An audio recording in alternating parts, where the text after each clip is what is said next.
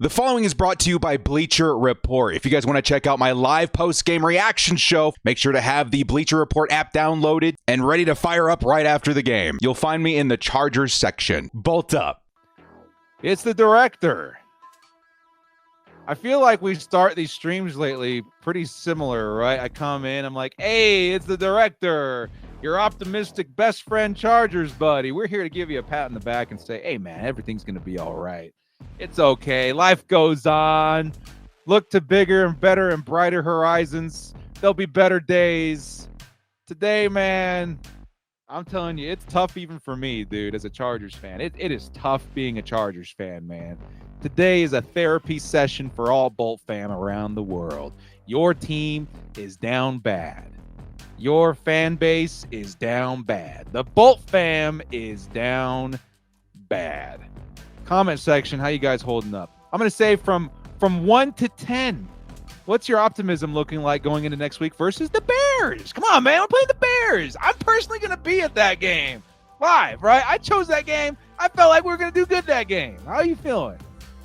1 to 10, how you feeling? Not just about the Bears game, but as a Chargers fan of the season, how you feeling? How are we doing? We going to be okay? I don't know. I'm seeing a lot of zeros in the chat. It's been bad. It's been bad.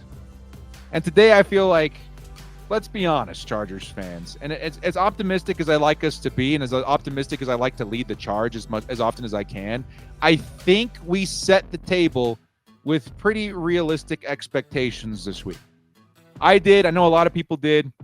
I think a lot of Chargers fans walked into this game optimistic, hoping that maybe we pull off a miracle win, but we knew it would be an uphill battle, and we knew more than likely the outcome would be a loss to Kansas City. And a loss resulting in a 2-4 start to the season for the Chargers, which is pretty bad. I don't have the official stat in front of me. I will say that our chances to make the postseason are still very much so alive. This wasn't a game that ends the season or anything like that. But unfortunately, I do have to also note that even with those expectations, the expectations of, okay, maybe we do lose to the reigning Super Bowl champs. Maybe the Chargers do start 2-4. Even with that in the foreground of my mind, I was still hoping that we would build something in this game that we could use moving forward, right? Take a bad situation, try and find the good in it, and use that good to your benefit going forward. And unfortunately, I can't tell you that I did see anything quite like that. And what I mean by that is, let's say the Chargers, we dropped this game. It blows. We're all emotionally distraught. Chargers fans around the world trying to pick up the pieces of their emotional trauma and get up the next day and go to work. But hey, at least the run game looks great. Or hey, at least Keenan Allen had a day. Or Justin Herbert got back on track. Or the defense really stood up tall, At least something good came out of the game despite the loss. I was hoping for that situation when we came out of this one. Of course, the final score 17-31. And unfortunately, I just don't feel that way. I feel like it was more of the same, as a matter of fact. I felt like it was more of the same in terms of, like, the offense feels the same. The defense, in a lot of ways, feels worse. And we still feel in that rhythm of, hey, the offense was great, but the defense sucked. Or the defense was great, but the offense sucked. Why can't we ever get on the same track where the offense is great, the defense is great, especially versus some of these premium opponents like the Kansas City Chiefs? You got to be the best version of yourself when you come up, especially versus these particular opponents. It just doesn't feel like that rhythm is going anywhere. It feels like consistently the offense or the defense is gonna let us down. And I get it. It's been a tough start of the season. It's been a very tough schedule to start the season. I think the Chargers were among the top 5 worst strength of schedule teams in the league, which means that we had the 5th, one of the top 5 toughest schedules of the year, which is tough to overcome for any football team. But my word, even in these difficult situations, I want something that I can take and build on, and I didn't see that this game. Now, to kind of describe what I wanted to see this game, I wanted to see Quentin Johnston unleashed or even more involved. A first-round pick that's not being utilized. Why? What's happening? We don't live in 2010 where you can really take your time on a football player and bring them in their second, third year, and then they can start making an impact. No, especially at wide receiver. We need you now. We lost Mike Williams. We need you now, Quentin Johnston. And I don't know how much of that. I mean, yeah, I guess some of it is on Quentin Johnston, but also like Kellen Moore. Is it time to start talking about Kellen Moore a little bit? What's going on with the offense? Why isn't Kellen Moore designing more success in the direction of Quentin Johnston? Why aren't we using him? What happened to the run game? You know, it felt like the run game was off to a good start to start the season, and it's kind of disappeared as well. What happened to the discipline in terms of penalties?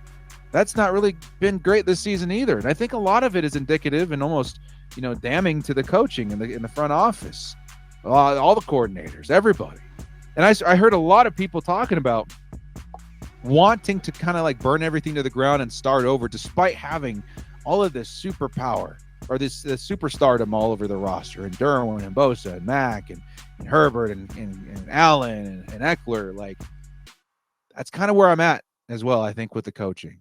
The coaching is stretched me thin as a Chargers fan, and I'm starting to find it difficult to be optimistic whenever coming out onto the field because of how inconsistent and disappointing the coaching has been. So let's start breaking things down just a little bit, okay? I get it.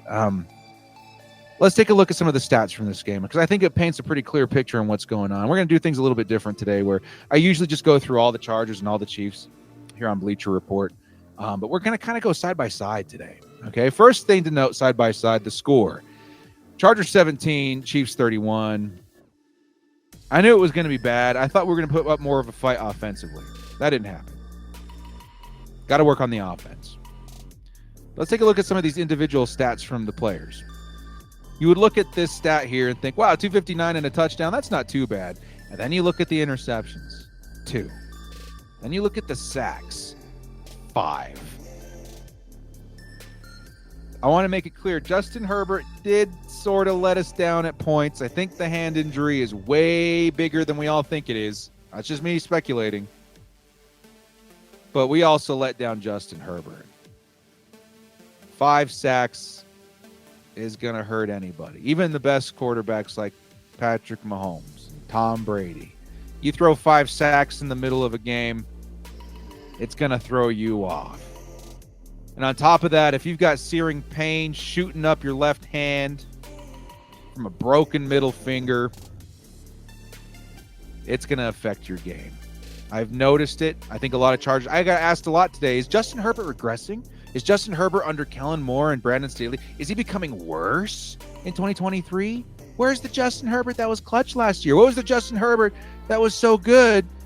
Top 5 quarterback in the league. He disappeared. What happened? Me personally, again, I'm speculating here. I really am. But the moment Justin Herbert broke that finger, his game was different. His accuracy was not as consistent. It was not as good. Sure, it's not terrible. It could be a lot worse. But there's a lot of situations where, especially to Keenan Allen, we've seen passes overthrown. The accuracy affect the success of the Chargers.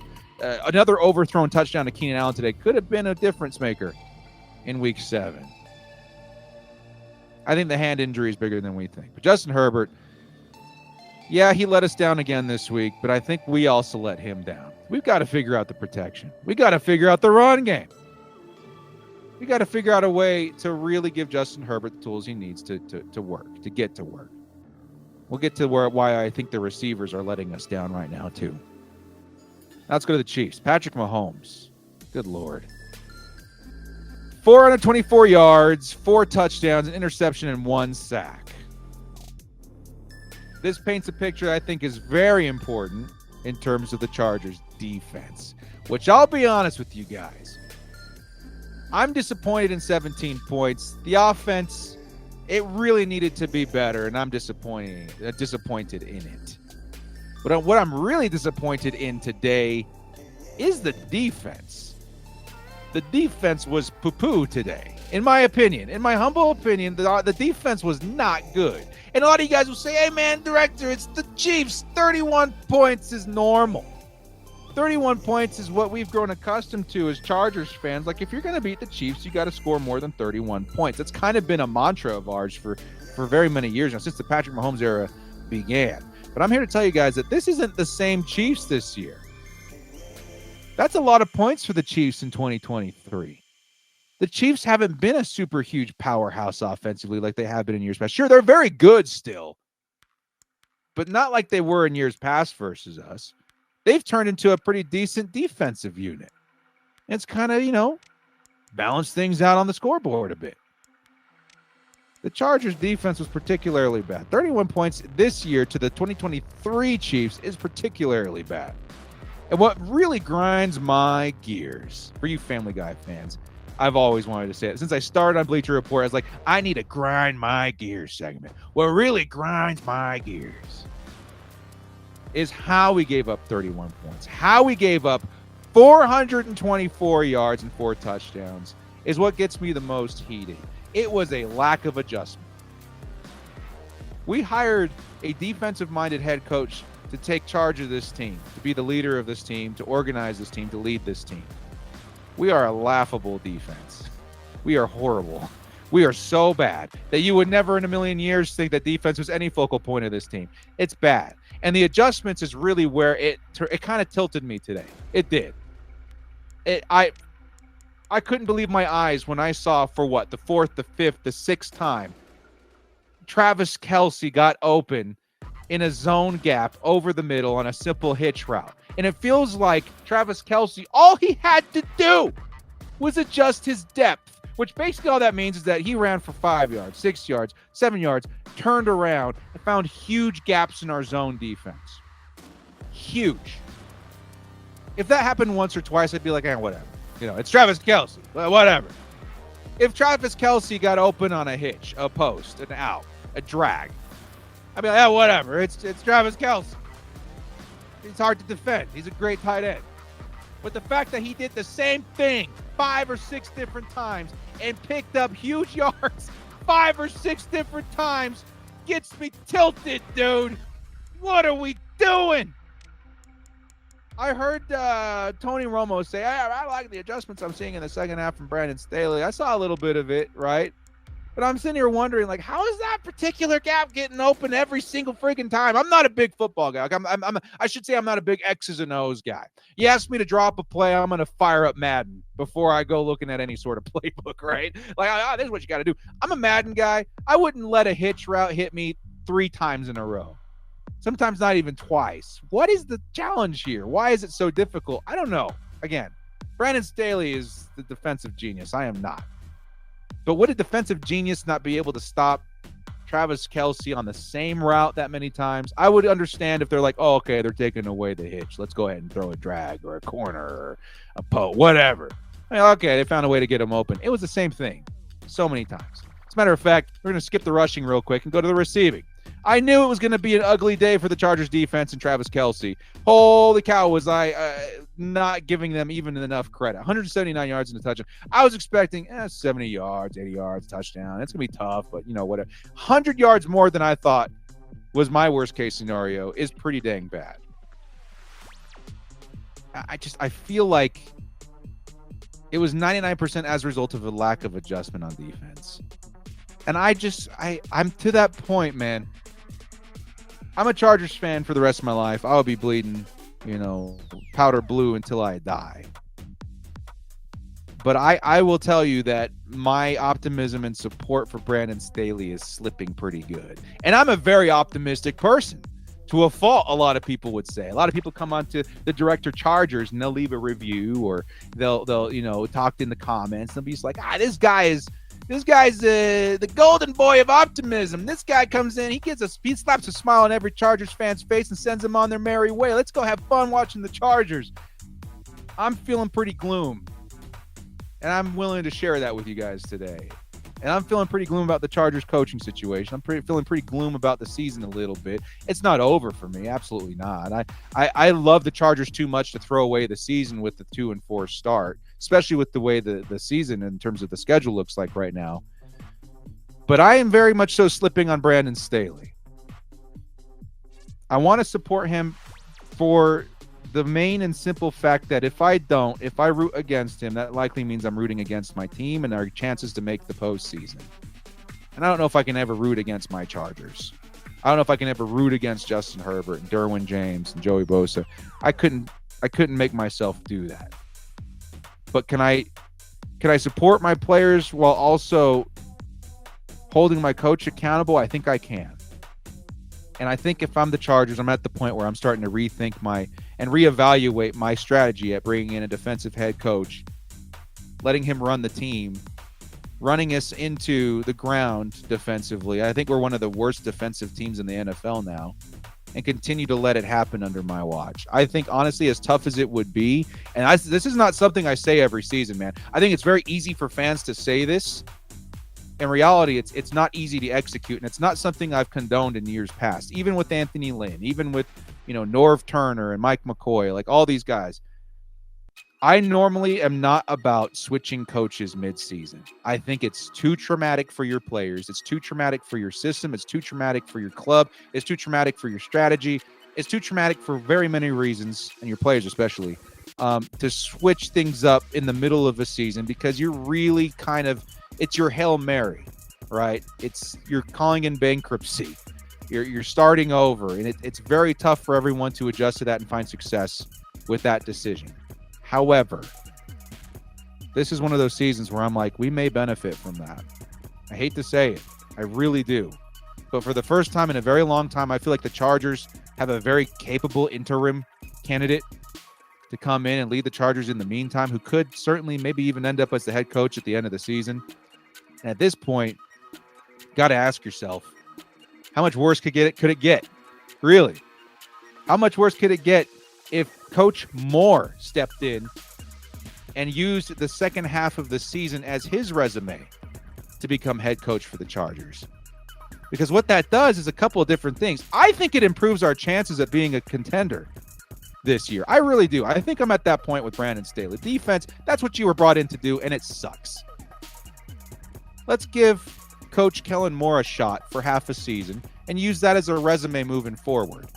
If Coach Kellen Moore sucks the second half of the season, guess what? We can go looking elsewhere for a new head coach. But if he doesn't suck, and Kellen Moore can pick up the pieces and find a way to build a good Chargers football team with the way he runs his program, then my word, we have a coach going forward. We used the time in this season to try and rescue ourselves, rescue our record, while also putting a really, really good resume together for our next head coach, or lack thereof. It could really help weigh our decision at the end of the season. And honestly, in the background of my mind, I think that's why the Chargers chose Kellen Moore, and Kellen Moore even accepted the offer to come be the OC of the Chargers, because there is, in my opinion, a lucrative head coaching position available maybe at the end of the season, depending on the results of Brandon Staley's success or failures. And I think he may have known that the chances of there being a vacancy was higher than we all thought. I think the Chargers kind of knew, and I think they kind of knew that if they had a guy like Kellen Moore in the background, that we might have a head coach candidate going forward that a lot of people would be gunning for anyway. Kellen Moore has been a candidate for a while. He's been getting interviews for head coaches for a while. The Chargers currently have him on the roster, and I think if there's a season that we pivot and we say, hey, let's give this Kellen Moore guy a chance, I think it's this year. And I think this is the year I'm kind of willing to do that. My patience has officially run out for Brandon Staley. I love the guy. I think he's a great human being. The same thing I would say about Anthony Lynn. I would have a beer with that guy any day of the week. I just don't want him running my football team. Okay? I know we kind of went a little long on that, but I think it's a very important discussion to have at this point of the season as a Chargers fan. Where are we at with Brandon Staley? Even the most optimistic of Chargers fans like myself, I think we've had it. I think we have. The defensive performance today, be it the Chiefs, I don't care who it is, the lack of adjustments just blew my mind, and I think I'm done. All right?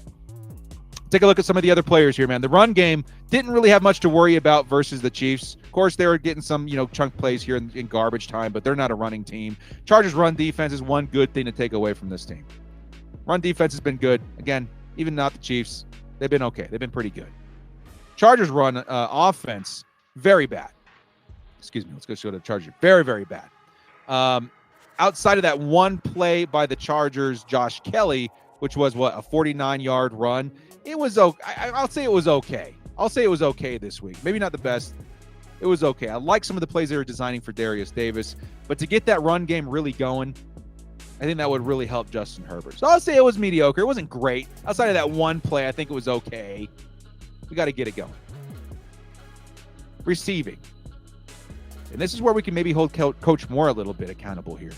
Like I said at the top of the show, what are we doing with the TCU receivers? I like that we're getting Darius Davis more involved. I think that's a very important aspect of this team. Use the speed, use the elements that you have at your disposal. And I think in this case, speed from Darius Davis is very good.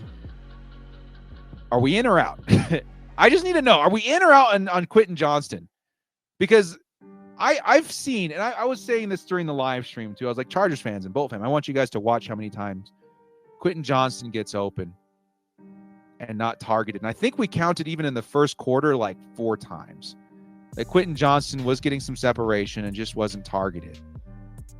And it's making me wonder if by design, Quentin Johnston is nothing more than a decoy.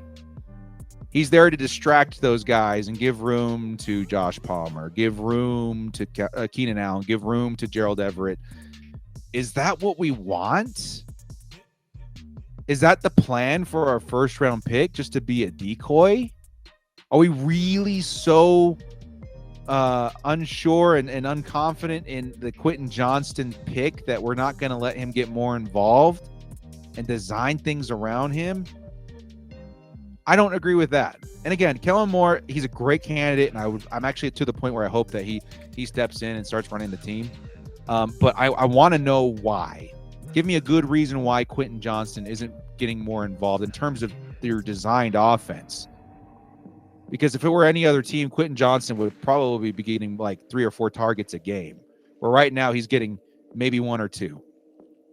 Actually, more targets, like 6 or 7 targets. I want to see an offense that's missing Mike Williams utilize their draft capital a little bit more intelligently. And on that note, with Kellen Moore, I do want to see a little bit more creativity in his play calling to push us over the edge from a 1731. There's very many situations where I'm like, why are we running it here? It feels like the Anthony Lynn days, where we ran it 3 times, go 3 and out, and punt the football away. Or in critical situations, we decide to go to maybe not a star player and somebody a little bit further down on the depth chart. It just feels a little inconsistent. And sure, that could be a lack of time with the team. Maybe something got to build over time with Kellen Moore, but there are things that we need to hold him accountable for too, and hope that he does improve on. As for, if you put him in comparison to the other coaches on the team, the other people in the front office, I think he's definitely one of the better ones you'll find. I think he's definitely one of the more capable, but to not hold him accountable would definitely not be a good idea. We need to see some improvement there. All right. Defensively, the Chargers, they had their moments. Again, I was very disappointed in the play call. I think that in terms of execution, there were things that I really liked from Thule, things I liked from Asante Samuel. He had that really good interception. Derwin James has kind of disappeared. We need to talk about that at some point on Bleacher. Where is Derwin James? He's disappeared. The 2022 Derwin James is nowhere to be found. We hope to see him return to form soon. Khalil Mack, the pass rush was just kind of not there outside of the 1 sack. Who ended up getting that 1 sack? It was Kenneth Murray. That's right. Who's been looking good this season. Special teams has been looking pretty good too. I don't know. A lot of what today that bugs me came from the coaching and from the lack of a game plan, I would have to say. The lack of execution, lack of adjustments, I would say, from the coaching. That's really what bothered me the most. And if there was one thing, again, I was very realistic coming into this game that we were probably going to lose. But if there was one thing, I was like, hey, if you're going to lose, go down swinging, find things that work, get Quentin Johnston involved, see what we can do to help Justin Herbert while he's healing from that hand injury, figure out something good to take out of a bad situation, and throw it all at the Bears next week. I was hoping to feel that way, and I don't. I hope that we find something from this game to take into the future to really help us out, because it's been pretty difficult out here. It really has been. Well, guys, all I got to say as a Chargers fan at this point, after witnessing what I witnessed and how tough this season has become so far to start the year, all I got to say is hang in there. We say this on the channel a lot. Bolt up today, or I should say be mad today, bolt up tomorrow. We're all Chargers fans, a lot of us for very many years. Some people coming in with the Justin Herbert hype from Oregon, whatever your case may be. You're going to see your ups and downs, and maybe this is not going to be a great season. I still don't believe it's going to be a disaster of a season. It certainly started out that way, but I'm carrying a lot of hope for the rest of the year. My message to you Chargers fans, hang in there and have fun with it. In the end, football is entertainment. It's a passion for sure. I think a lot of my demeanor is based on how well the Chargers are doing. and sometimes even my sanity. But in the end, it's entertainment. It's meant to bring us joy. And the reason a lot of us are hurting this bad is because of how passionate we are about it. Don't forget the other side of it. Have fun with it. Put your feet up, relax, watch the Chargers, cheer them on. That was kind of my anticipation, or my mindset today was it's probably going to be tough today, but let's try and have fun with it anyway. It was worse than I thought, but the season ain't over. We're 2-4. It's tough, but it's not over. Let's have fun with it. This team is still very much so in the conversation of the playoffs if we figure out a way to turn things around. Imagine if something dramatic happened tomorrow. Imagine, Chargers fans, if on Monday we read an article that Kellen Moore stepping in, out as Brandon Staley, and we're starting fresh. We're trying to figure things out. How much would that elevate your optimism for the rest of the season? Are you back in, or are you still out on 2023?